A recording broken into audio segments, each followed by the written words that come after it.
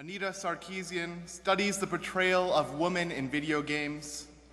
Brianna Wu develops video games in which female characters, as she describes it, transcend the ordinary roles of girlfriends, bimbos, sidekicks, or prizes to be won. Zoe Quinn developed a game called Depression Quest, which has over 1 million downloads. Quinn's game is meant to help people find a creative way of dealing with their depression. All three of these women, active in the world of gaming, in the world of video games, have recently been subject to threats against their bodies, their partners, and even their children. Some of these threats have been so specific, listing sexual acts and giving home addresses, that 2 of these women have fled their homes and alerted police. When Anita Sarkeesian went to speak at Utah State University, the university received the following threat against the student body.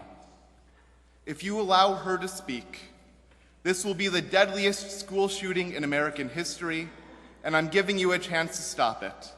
Signed by the name of the man who killed the 14 women in Montreal, obviously a pseudonym.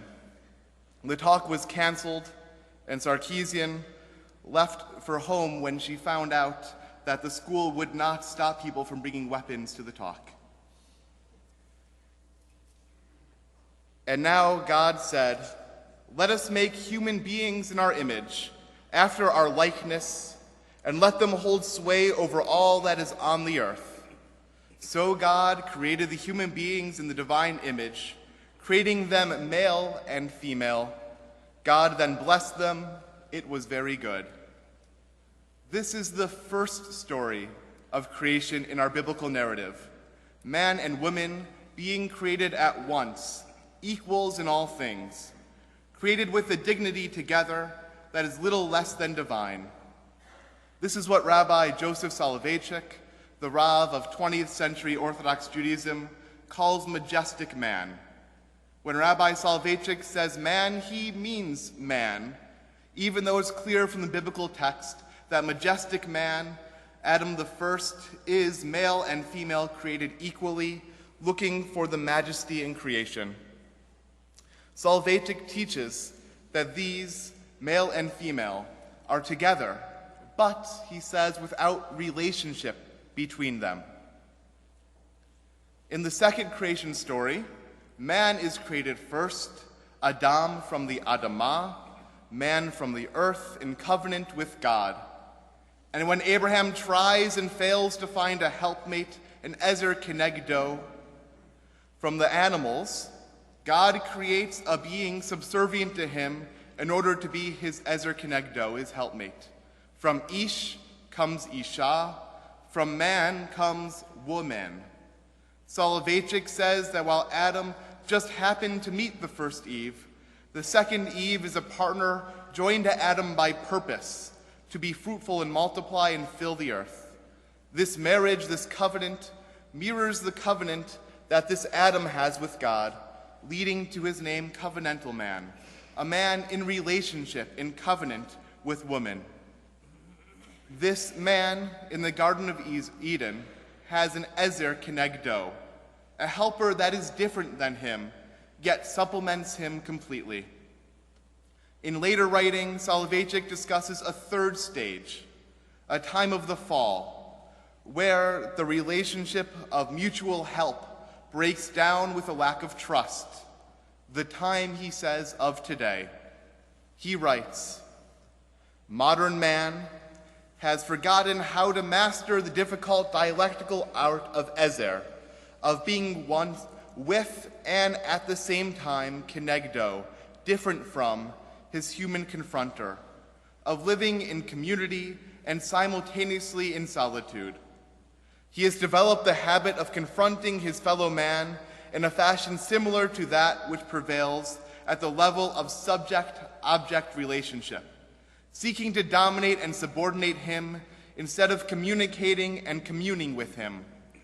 The wondrous personal confrontation of Adam and Eve is thus turned into an ugly attempt at depersonalization. Adam of today wants to appear as master hero and to subject Eve to his rule and dominion, be it ideological, religious, economic, or political. As a matter of fact, the divine curse addressed to Eve after she sinned, "And he shall rule over thee," has found its fulfillment in our modern society. The warm personal relationship between two individuals has been supplanted by a formal subject-object relationship, which manifests itself in a quest for power and supremacy. The warm personal relationship between two individuals has been supplanted by a subject-object relationship, which manifests itself in a quest for power and supremacy. Articles in scientific journals and in mainstream papers are hitting the news as women in the field of science, of exploring the majesty of our world's creation, of Adam the First, are describing more than just ingrained prejudice, but unwanted advances and even assault. In personal story after personal story, those seeking to find the majesty of our world are instead finding pettiness and smallness and the single-mindedness of their colleagues, teachers, and mentors. A Canadian author recently wrote, "A story like mine is a password. Once you say it out loud, doors start to open." In the Canadian literary scene, stories are just starting to emerge of relationships of power that border on assault. Writers are seeking to capture human relationship through ink and paper, but instead they are being captured in human relationships they did not seek and do not desire. And the news of an Orthodox rabbi who installed a camera to watch women showering in the mikveh turned his relationship with his congregants from human to human, from ezer kenegdo, into one of subject-object. This is just one recent story of private moments and images being captured against the will of women to whom they belong. We listen to these news items and think, this is not about us. We channel our yetzer hara, our impulses, for the improvement of the world with enlightened self-interest. We are respectful and kind. We are scientists, doctors, writers, lawyers, clergy, who are only in relationships like that in the Garden of Eden, of respect and support, of working together to improve this earth. Gamergate, the name given to the recent episode of threats against women like Anita Sarkeesian, Brianna Wu, and Zoe Quinn, all women developing games, is about us, is about our relationship to those around us and our relationship to the narratives that we share in our society. It is about the games that we allow our children to play, the videos we allow them to watch, the narratives that fill their heads unchecked by our conversation and commentary. Microsoft's answer to Siri, the Ezer, the personal assistant persona that lives inside of Apple devices, is called Cortana. Unlike Siri, the voice inside of our phones, Cortana has an image as well. This Ezer, this helper, like many in video games, is a graphic designer's idea of a beautiful woman who, instead of wearing clothing, wears drawings of circuitry.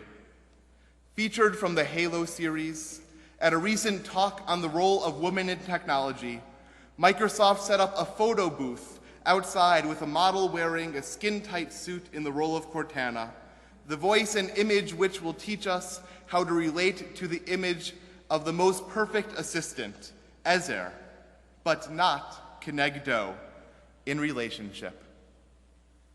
The divine curse addressed to Eve after she sinned, "And he shall rule over thee," has found its fulfillment in our modern society. The warm personal relationship between two individuals has been replaced by a subject-object relationship. This is not a topic we can find an answer to in a single afternoon.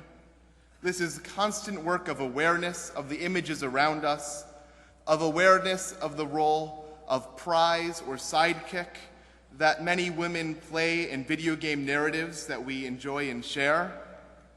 This is about seeing the stories that are told and passed down and witnessed by our children and providing commentary and discussion about them. Soloveitchik finds in our text 3 relationships between Adam and Eve as partners but unaware of intimacy, as helpmates that are in a respectful relationship with one another, as Ezer Kenegdo, and as an ugly depersonalization of woman by man. This year, let us be aware of our culture, our narratives of dehumanization, and work again to create a world of equal partnership, of Eden. Shabbat Shalom.